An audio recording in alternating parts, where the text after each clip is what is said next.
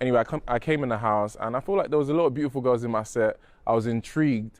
So when she sat down, I think it was on the round table, and she just said, yeah, like, I like soft life, this, that.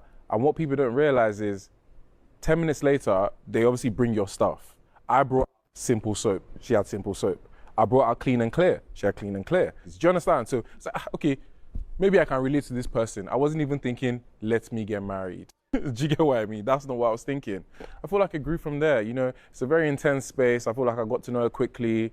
I feel like we connected. She became my best friend. And the way I'm brought up, like, I'm not going to lie to someone's daughter on live television in front of the whole world, because even my parents would be disappointed. Yeah. So yeah, I kept my word and we're still here. So now, He walked into that door. Yeah. I was just like, I'm in trouble. why? He was so good looking. He's actually my type.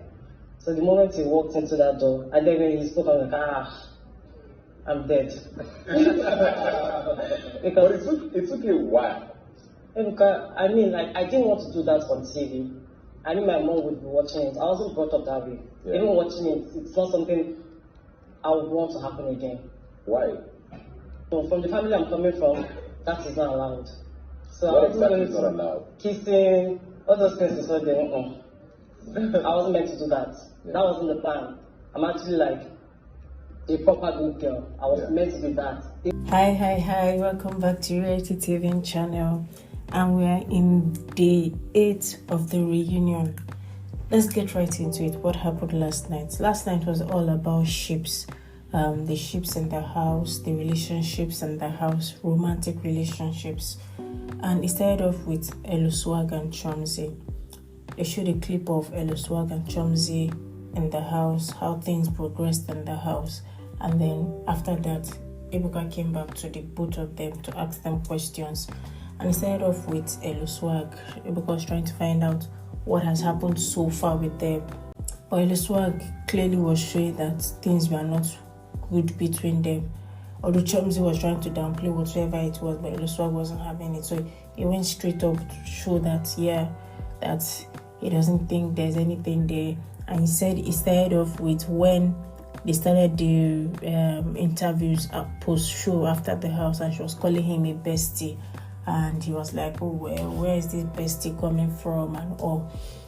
But from the way they were talking and revelations that was made, it looked like they were good by the time they went to South Africa. And also now revealed that there was an incident in South Africa where Chomzy came in late, she was tiptoeing and all. Chomzy, on the other hand, felt disappointed with Eloswag's behavior at the reunion. According to her, they've been good. She has been sending him messages and all, only for them to get to reunion. And he started giving her attitude even before they started filming and all. And she was like, although Eloswag also asked her that when they got back from South Africa, she wasn't picking his call, she was ignoring him. And she was like, she was actually in a kind of space and she just needed to clear her head and all. But that she's disappointed with the display, that with the whole thing he did at the reunion, and she was going to block him and she didn't want to have anything to do with him. And he was like, I'm fine. He doesn't even want anything to do with her and he needs the space. And that's where they ended things. On our side, we were kind of shocked a bit by the whole, especially the way Eloswag reacted at this reunion.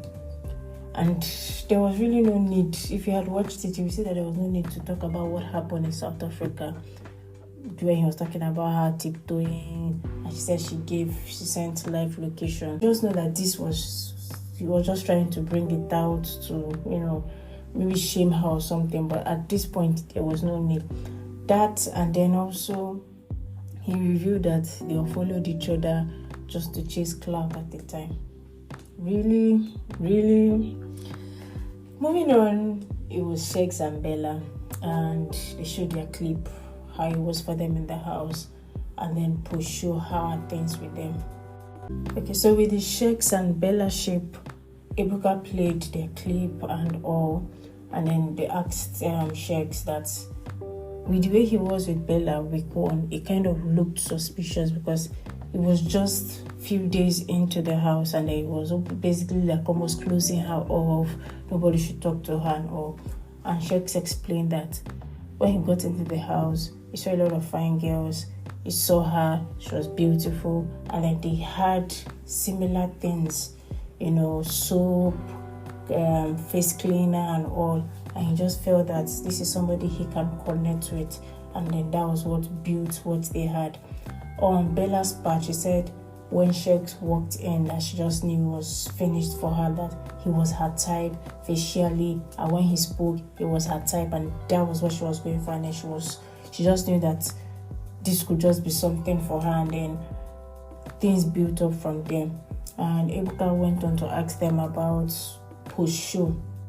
How was it for them? Because it looked like it was a lot, and which is insightful because we know that first week, second week post-show was a lot from different camps and all. And Sheggz spoke. He was like, he had to even change his team, that the first team left him because even when they would tell him things to say, don't talk so much about Bella, talk about yourself and all, but that he would go into the interviews and 5 minutes in, he's already talking about Bella and all, and that's the first team left and he had to get another team.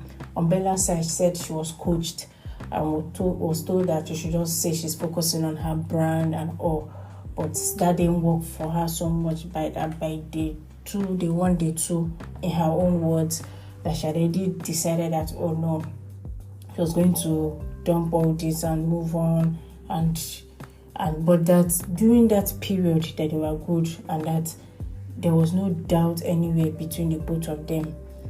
Ebuka then further went on to ask them how far with family, especially with Bella's family, did they accept him, that there was a lot of stories going about him and all. And Sheggz went on to explain that they've spoken. There was a sit down with Bella's family that they asked questions, they needed some clearing and all. One thing again Bella said about her family, said that she was advised not to continue with the relationship, but that the decision was finally on her, and she decided that she was going to go ahead with the relationship. Ebuka then asked, okay, what are you guys now? And according to Bella, she said they're boyfriend and girlfriend, and it has not developed beyond that. A lot has been said about this ship. From our end, we'll say you cannot love the both of them more than they love themselves. If this is what they want, let them be. We wish them all the best. Same way Ebuka wish them all the best. We moved on to Daniella, Khalid, Dotun with a sprinkle of Ilebaye. Daniella had a triangle issue in the house, and he asked when did they become official, her and Khalid now. And she was like, it was basically like day 4, day 5, and Khalid also concurred that it was like the early, within 1 week or thereabout, and they were official in the house.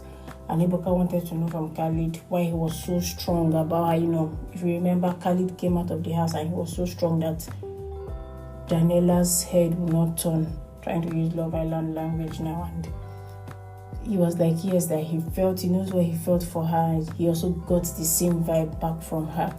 And Ebuka was like, when did he start having doubts when he was outside the house? And he said it was when she started getting close to Dotun. But that everyone could see that there was a conflict there for her, and it wasn't just easy. And he had been in the house, he knows how intense the house can be. So it was more like a coping mechanism for her, And then, and he also mentioned that it didn't also change the way he felt about her, because he understood that she was going through a lot in the house. According to Daniella, she was asked about Dotun, and she said Dotun was basically a coping mechanism for her, and she tried to bring in Ilebaye, like, oh well, Dotun had Ilebaye, and also that just to kind of ease it a bit. But we all know that in that triangle, Ilebaye was not a factor. And Ilebaye also spoke, and she was like, she saw that Dotun kind of liked her before she left the house, and when she came out, she was hearing things, so she wanted to get to know Dotun and all. But it looks like that ended in a dead end. What we would say though is kudos to Khalid. Khalid handled the whole thing maturely. Someone could have come into the reunion trying to shame Daniella, trying to act like the victim, trying to, coming to really do damage and all. And even when she moved on then with she turned head and moved with Dotun, there was a lot of insult that was coming from people to him. So he could have come to the reunion to come and, so-called clear name, try to show superiority and all, but he handled it so maturely. Even his choice of words, the way he did everything, kudos to him. We have to give that to him. So the episode ended with Ilebaye and Kes. They were asking about the matter and the issue where people felt Ilebaye wanted to break a home with Kes and the way she was moving with Kes, and they tried to clear that up.